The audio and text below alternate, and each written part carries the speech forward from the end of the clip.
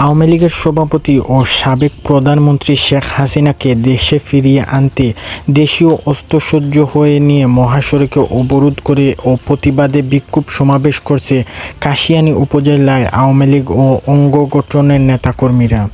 গতকাল বৃহস্পতিবার ৮ জুলাই বিকাল ৫টার দিকে কাশিয়ানী উপজেলার পরুলিয়া ইউনিয়নের সাবেক চেয়ারম্যান ও আওয়ামী লীগ নেতা মকিমুল ইসলামের নেতৃত্বে প্রায় ৩ শতাধিক নেতাকর্মী ঢাকা-খুলনা মহাসড়কের উপজেলায় তিলছড়া বাজারে অবস্থান নেয়।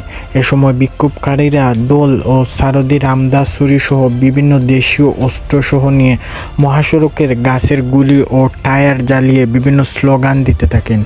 এতে মহাসড়কের উভয় পাশের প্রায় ৪ কিলোমিটার জুড়ে যানজট সৃষ্টি হয়। সন্ধ্যা ৬টায় তারা সড়ক ছেড়ে চলে যান।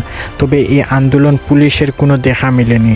এ বিষয়ে পরুলিয়া ইউনিয়নের সাবেক চেয়ারম্যান ও আওয়ামী লীগ নেতা মনিকুল ইসলাম বলেন, শিক্ষার্থীদের কোটা আন্দোলনের নামে বিএনপি জামায়াত দেশের আরাজ্যা সৃষ্টি করে ও প্রশাসনের মাধ্যমে শেখ হাসিনাকে পদত্যাগ ও দেশত্যাগের বাধ্য করেছে।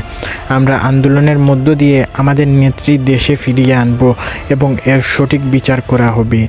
অবিলম্বে শেখ হাসিনাকে বাংলার মাটিতে ফিরিয়ে আনা হোক। শেখ হাসিনা ফিরে না আসা পর্যন্ত আমাদের এই কর্মসূচি অব্যাহত থাকবে বলে জানান তিনি।